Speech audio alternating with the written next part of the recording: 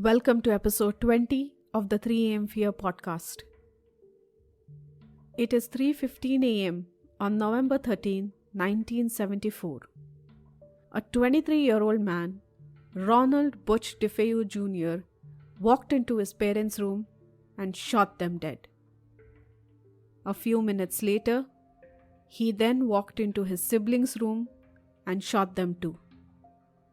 When he was done, he made them all lay face down in bed, as if nothing had happened, showered, and then went to work.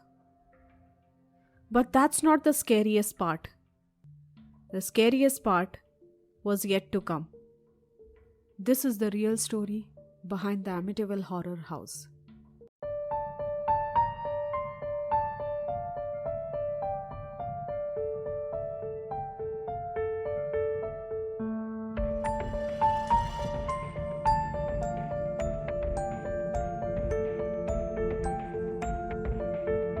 Hello and welcome to the 3 a.m. Fear podcast.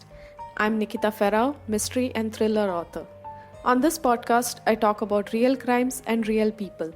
Due to the graphic nature of some of this content, listener discretion is advised. You can find the episode show notes on my website 3amfear.com. Let's get started.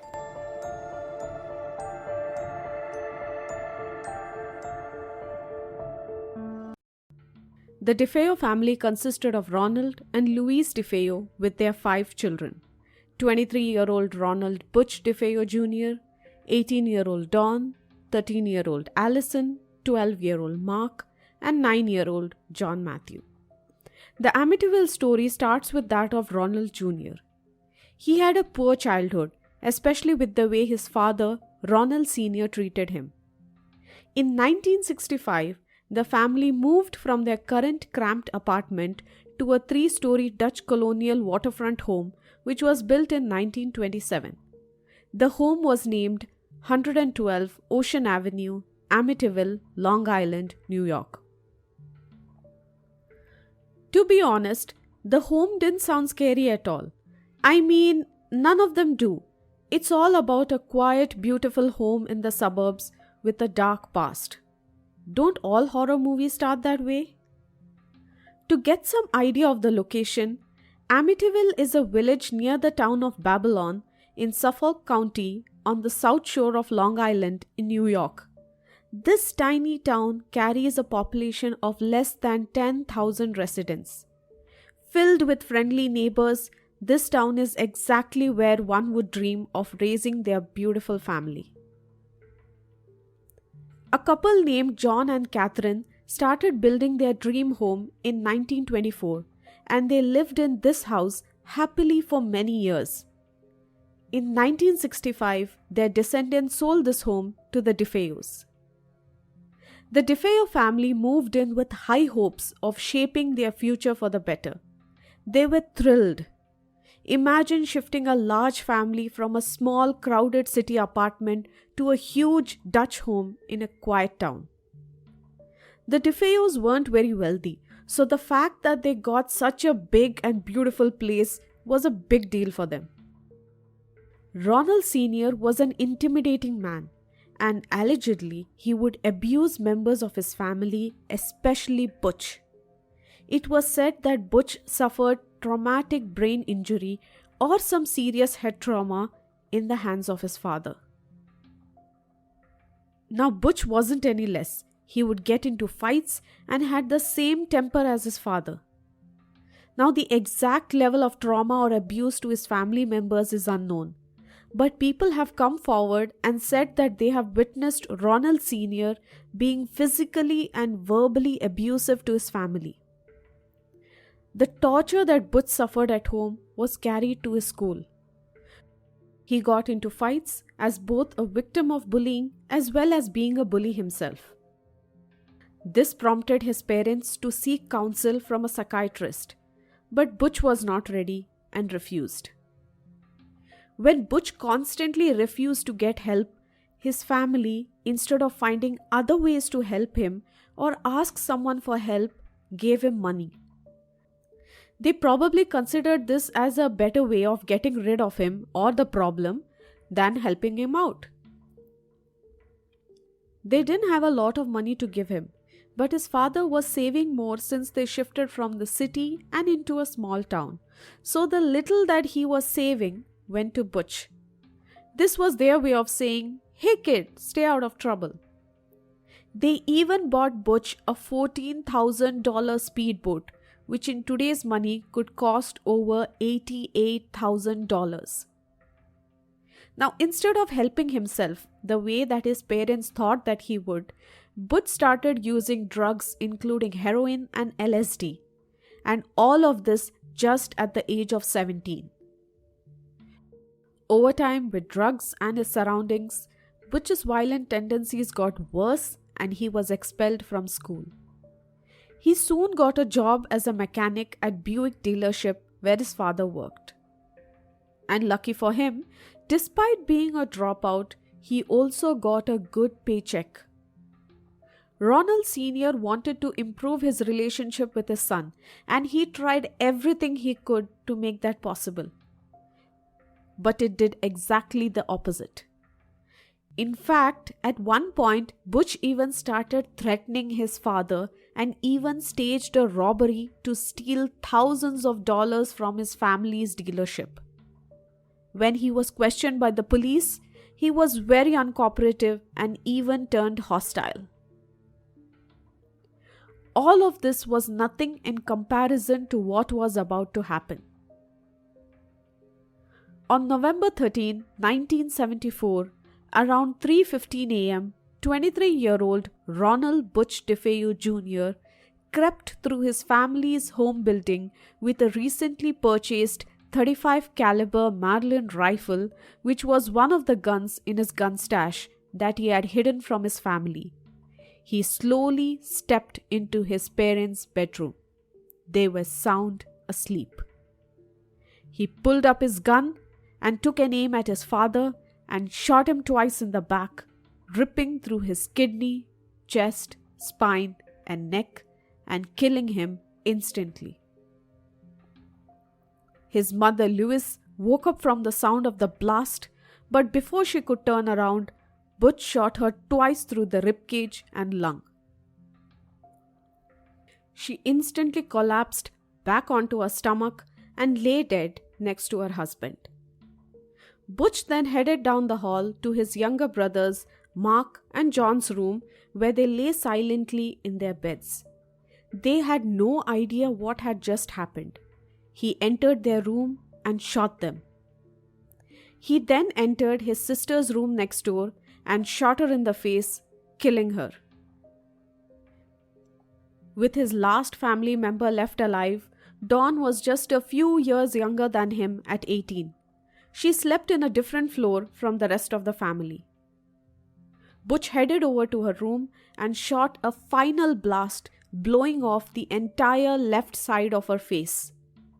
She too, like her other family members, was found lying face down. The rifle caused the family dog to bark furiously, but unfortunately, no one heard anything.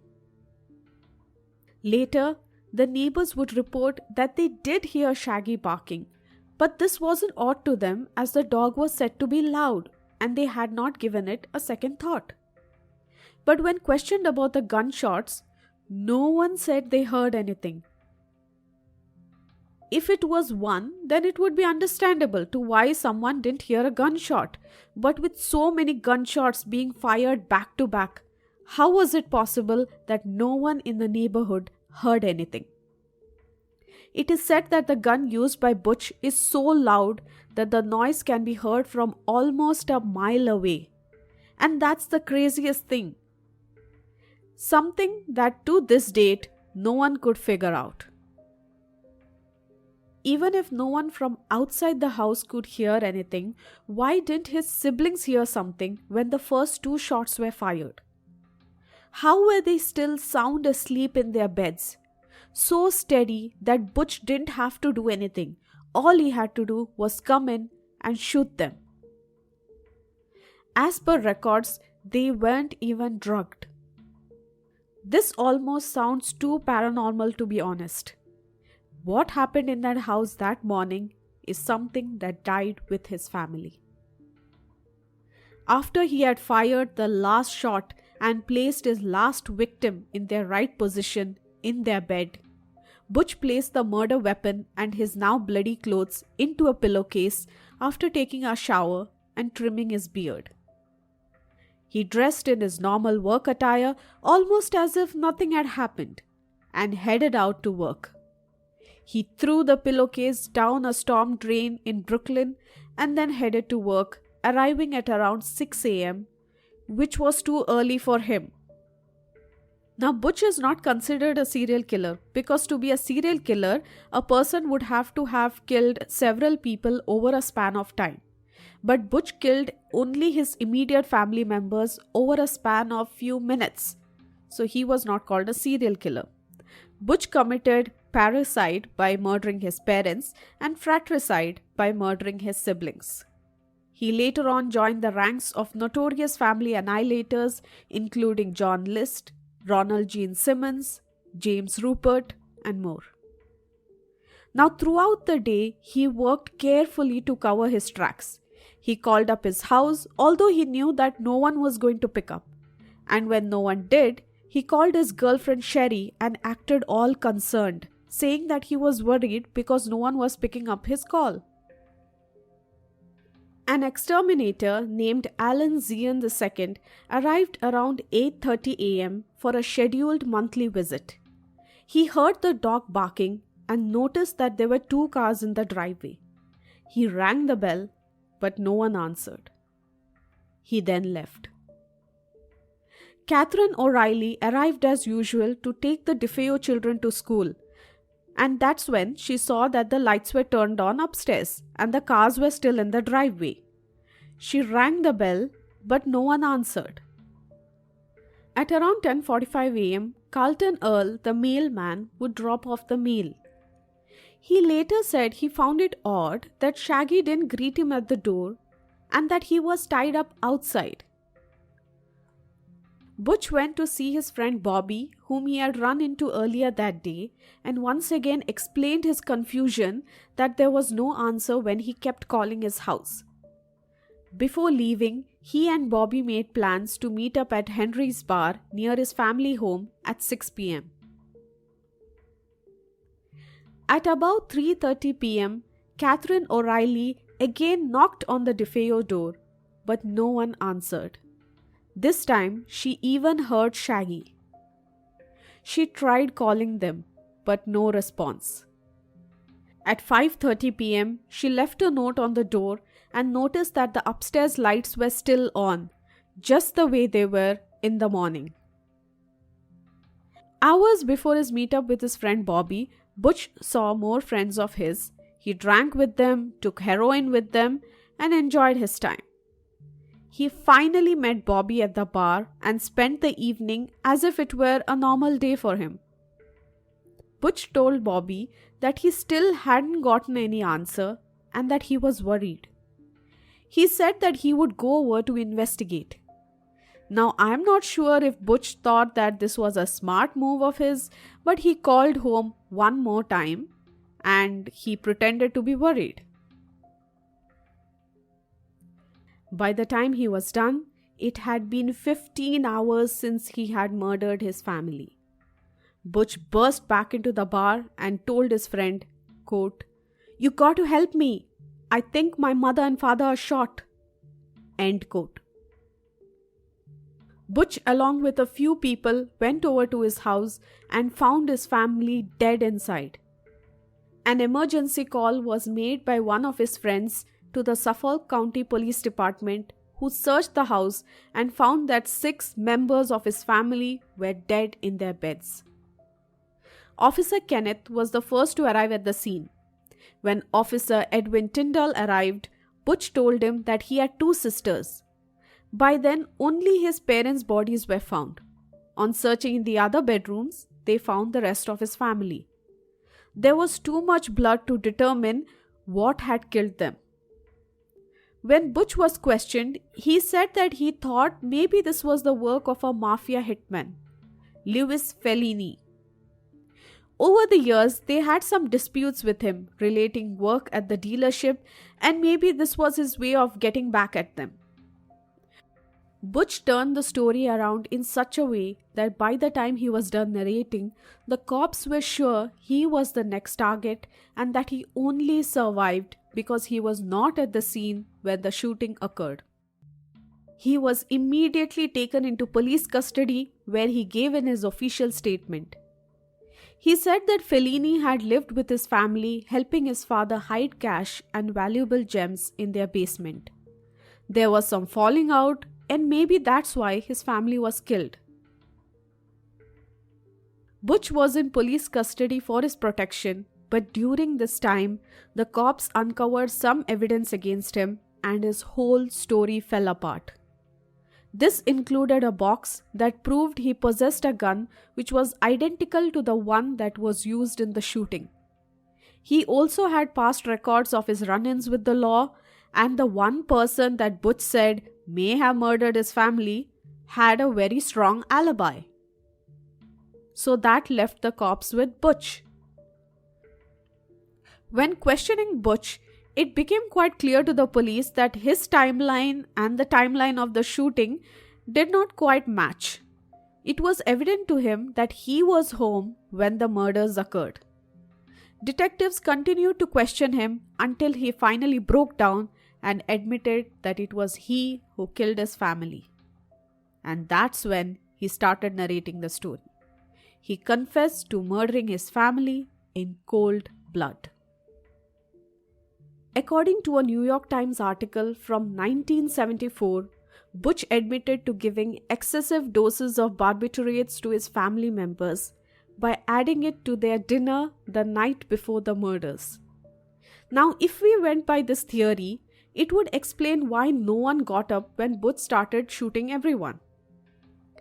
Now, there were hundreds of questions running around, and the most important of them all was that why did he do it?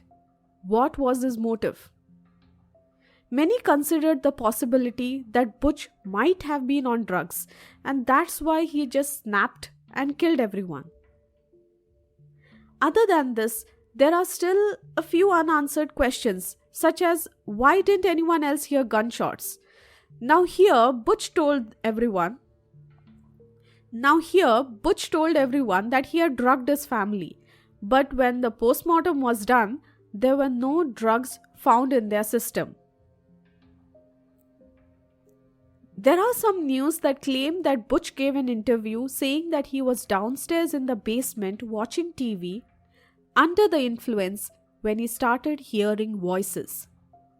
These voices were asking him to go upstairs and kill his family, and that if he didn't, he would die. Now, I couldn't find much on this, so I'm not sure if this is exactly what Butch said, or if this is the truth, or this is some made-up story, and I'm just not sure about this.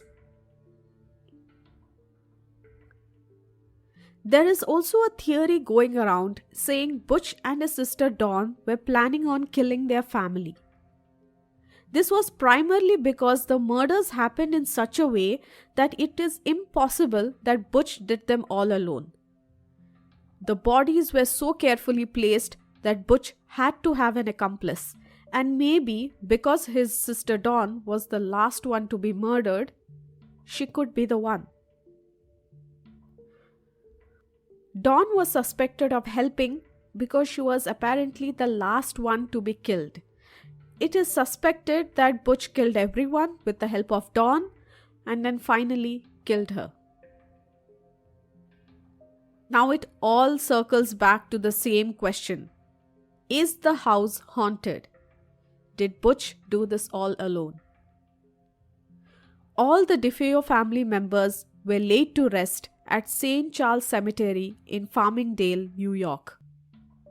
Almost a year after murdering his family, Butch's trial started on October 14. His lawyer attempted to establish an insanity defense. During his testimony, Butch confessed to killing his family and claimed that he did not recognize his mother. He said that he killed his family in self-defense. He also mentioned in his trial that he heard voices that commanded him to commit the murder. The defense tried to prove Butch suffered from dissociative disorder. Now, in this disorder, a person experiences life from outside one's own body. So that meant Butch did not willingly kill his entire family, since his actions were out of his own control. On November 21st, 1975, Butch was found guilty on 6 counts of second-degree murder. On December 4, 1975, Judge Thomas Stark sentenced Butch to 6 sentences of 25 years to life. Butch was held at the Sullivan Correctional Facility in the town of Fallsburg, New York, and until his death on March 12, 2021, all of his appeals and requests to the parole board had been denied. Now with this, we come to the end of Butch's life and start with the Lutz family. The DeFeo family home remained vacant, but not for long, because soon the Lutz family moved in. That's George and Kathy Lutz, along with their 3 children. The second they stepped into the house, they fell in love with the place. It was a quiet, spacious, and warming atmosphere. If you have read the Amityville horror book by Jay Anson or watched the movies, you will notice that they all have the story of the Lutz family moving in, their encounters with the supernatural, and how they just managed to escape. Ryan Reynolds played the role of George Lutz in the 2005 remake, and I must say it is an amazing movie. If you haven't watched it yet, please watch it after listening to this podcast. The Lutz family purchased the home for only $80,000. The house was on the market for quite some time because no one wanted to buy this house. The house had been over-publicized, everyone knew the story, and even those from far and wide who did not know about the murders knew about the murders because the trial was highly publicized and everyone, including ghost hunters, came in to visit the house to see if they could track something supernatural. So no one wanted to buy the house. Over the years, the publicity would only increase, especially with the book and the movies that would come out. Now imagine you have a movie about a haunted place and you know that it is real. Wouldn't you want to go and visit? I mean, I definitely would. I would love to see a haunted house.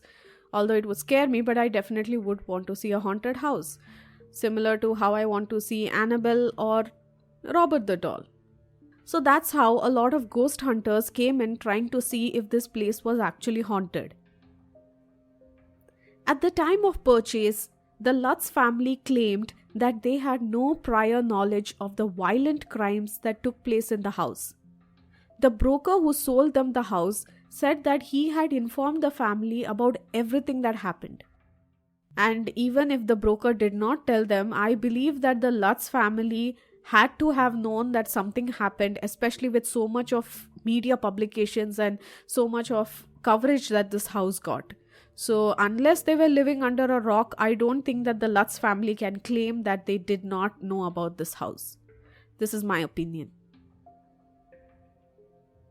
Also, possibly a benefit for the Lutz family is that the house came pre-furnished, which means the DeFeo family furniture came to the Lutz family. I personally can't imagine how they must have felt, especially after listening to the story of what happened in the house. Possibly happy at first and then afraid of what may have happened to what furniture. Some reports also say that they got access to the beds where the family members' bodies were found. Now that they had moved in, the Lutz family would only stay there for 28 days. For 28 days, they claim to have experienced nearly every paranormal phenomenon imaginable at that time. George and Kathy were not highly religious, and with some convincing from a friend, they called in a Catholic priest, Father Ray, to bless the house. Apparently, later on, Father Ray claimed that when he attempted to carry out a blessing in the former bedroom of John, Matthew, and Mark Defoe, he heard a booming voice commanding him to leave the house. He also felt an invisible slap on his face. Now, instead of telling George what he had experienced, he opted to only warn him over a phone call to not enter that specific room, but static interference disconnected the call. He was suspicious that something evil was present in the house, and his suspicion turned greater after conducting the blessing. So much so that his hands broke out in blisters and he developed a high fever. Over the next several weeks, the Lutz family claimed that their fears grew as paranormal events took over their lives. They claimed to have experienced and seen ghosts and spirits in the house. The family encountered a mysterious swarm of flies, and in the window at night, they saw terrifying glowing eyes of a demonic green-eyed pig. There were disturbing smells that would suddenly fill the air and then disappear. George Lutz once said that he woke up in the middle of the night to find his wife levitating above their bed, and when checking on his children, Christopher and Daniel, they were also levitating. Daniel Lutz later on even confirmed that when he was 9 years old at that time, he stated that an unexplained phenomenon took place each night at precisely 3:15 a.m., the exact time when the DeFeo murders took place. Even though the house was blessed, George and Kathy allegedly experienced disturbing dreams, including witnessing the death of Louise DeFeo. At one point, it was all too much for them to take in, and thus the Lutz family decided to leave the house. Now, this was all too temporary. They shifted to Kathy's mother's place. Although a lot of information was given by the Lutz family to the media, what happened on their last night in the house is unknown to this day. What drove the family to run away from the house is still a mystery. George and Kathy got their kids out of the house, but they did not intend on leaving it for good. The house was beautiful, and that's what they wanted, minus the spirits, of course. So now all they had to do was find a way to get rid of these spirits. They went back into the house, and the family claimed that they saw oozing slime appearing on the staircase. One night, when George and Kathy were asleep, they levitated in their bed, petrified. They knew that this was all too real and scary. Now, this was when they decided that they didn't want to be in this house anymore. They hired a mover and got their things out. Anything that belonged to the DeFeos, they auctioned it off and then left the house for good. George once said that they had to constantly keep the fire going in the furnace because the house was just so eerily cold all the time. They experienced pretty much every known paranormal activity that one could think of.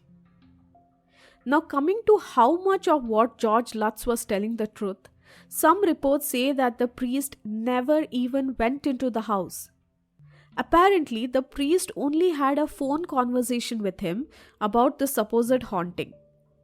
Now, if this is true, then whatever George said might be a lie. Everything that is known about the haunting of the DeFeo home is as per what George Lutz said. Now we come to the part of Ed and Lorraine Warren. Edward Warren Miney and Lorraine Rita Warren, the popular Ed and Lorraine Warren couple, were American paranormal investigators. Ed was a self-taught demonologist, author, and lecturer. Lorraine, on the other hand, was a medium. Ed and Lorraine founded NESPER, the New England Society for Psychic Research. The basic focus of this company is for Ed and Lorraine to visit various hauntings and bless them or perform exorcisms to help get rid of entities. Now, Ed and Lorraine did not perform these exorcisms on their own. They always had a priest with them. Throughout their life, the couple have claimed to have investigated over 10,000 cases. When Ed and Lorraine were informed about the haunting of 112 Ocean Avenue, they were more than happy to come and investigate. Upon arrival, they brought with them a television crew along with paranormal professionals. George Lutz refused to enter the house, and so it was the Warrens and their team. The Warrens said that George met them at a local business 4 blocks away and gave them the key to the house. He was not ready to enter the house. Upon entering the house, Lorraine felt an overwhelming sense of depression, and Ed said that the house reeked of death. They had no idea about the history of the house, and that didn't make any sense to them. They had no idea how scary the house was. Ed believed that ghosts and spirits mainly resided in the basement due to that area being cold and dark, and so that's where he went first. As a religious demonologist, he used a crucifix as protection and asked the spirit to reveal itself. As soon as those words escaped his lips, he felt a sudden pressure on his head and shoulders which forced him to the floor. He felt intense sensations on his skin, and it became harder for him to breathe. In the name of Christ, he commanded the spirit to leave. Lorraine, on the other hand, had no idea that her husband was downstairs. She went upstairs with the crew, and while standing in the room in front of the house, she claimed to have seen visions of bodies lined up on the floor where the DeFeo bodies were found. As Lorraine ascended the stairs, she felt the intense pressure of rushing water, similar to the one that Ed felt in the basement. Holding on to the relic, she entered the sewing room where Father Ray apparently had heard voices. That is, if Father Ray actually went to the basement. That story has not yet been confirmed. They moved through the home, taking notes of the Lutz belonging. There were dirty dishes in the sink, mess all over, dying plants. It was all too clear that the Lutz family had left this house in a hurry and that it was not a planned escape. Lorraine sat on one of the murder victim's bed and attempted to contact the dead. We are unsure of what happened, but by the time the couple were done with the house, they were convinced that it was haunted. But this is one of those cases which does not seem to be true. In fact, there were many who came along to debunk all the paranormal claims that the Lutz family made. Butch DeFeo's lawyer, William Weber, was also an associate of Kathy and George Lutz. He told the Associated Press in 1979 that Kathy Lutz made up her nightmare to sensationalize the story. That year, he wrote an article for People magazine detailing how the entirety of the haunting was made up by himself and George and Kathy. Wow, that's a big claim to make. It was said that in a drunk state, Lutz ended up cutting William Weber out of the profit, and that led William to come out and tell the truth, that all of this was a lie. Dr. Stephen Kaplan published a book in 1955 with his wife Roxanne Kaplan called The Amityville Horror Conspiracy, in which the couple claims to expose the Lutz family's fraudulent claims. Kathy and George Lutz were very vocal during Butch's trial, defending him on the grounds that the house was indeed occupied by evil demons and spirits. Now, whether that is true or not, we don't know. The story of the Amityville haunting The story of the Amityville haunting may have been born during Butch's trial by his own defense team, but George and Kathy Lutz have never wavered from their claim that the house was haunted even after their divorce in 1988. They even gave a polygraph test in 1979 and passed. Sadly, they died just 2 years apart from each other, with Kathy in 2004 and George in 2006.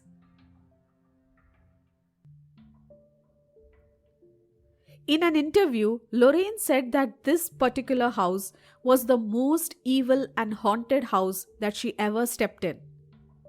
Everything that is said makes you wonder, who is telling the truth? How much of these claims are real? There is a chance that all of this is a hoax because the Lutz family and the Warrens made a lot out of the story. I mean, the book, the movies, they became famous overnight. That's a lot of money that they made. In fact, the book made $4 million in sale within its first year of publication. After the Lutz family vacated the home, the next resident claimed that they never saw or felt any paranormal activity in that house. Nothing. That itself is a huge red flag. George Lutz claimed about the levitation and the green slime coming from the staircase. Ed and Lorraine had spoken about the basement and the scary grip. But none of these things happened to any other resident in their house after they left the house. Unfortunately, I have to go with the fact that all of this is a hoax. I have read through a lot of real-life hauntings and this doesn't seem to be it.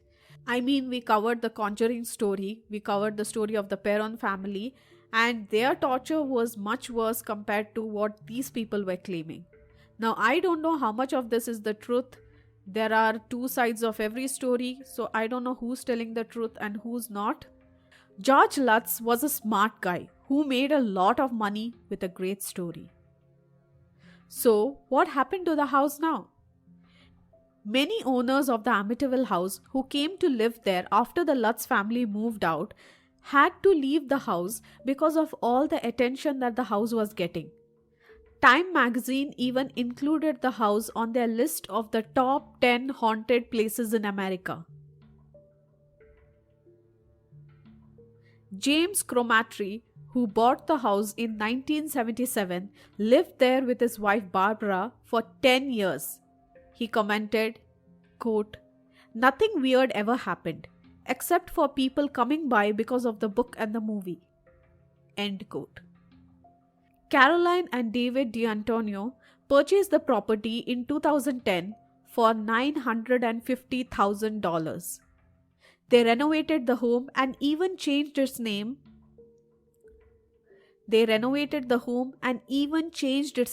to 108 Ocean Avenue. The house now features 5,000 square feet of living space and amenities like a modern kitchen, a redesigned basement, high-end security systems, a large boathouse, swimming pool, and a 2-car garage. The owners repainted the house but kept the original touches like the leaded glass and oak floors. In the summer of 2016, the house was put up for sale for $850,000 and eventually sold in February 2017 for $605,000. Now many questions remain. Is the house haunted? Did the Lutz family make it all up? Or did the house just not like them, that specific family? I guess we would never truly know. Thank you so much for being with me throughout this episode. I hope you enjoyed it.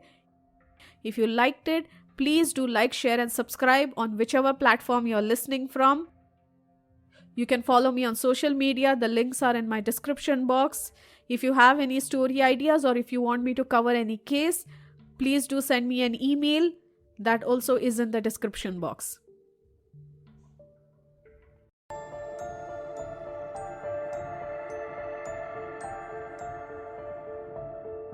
That's it for the day. Thank you so much for being here.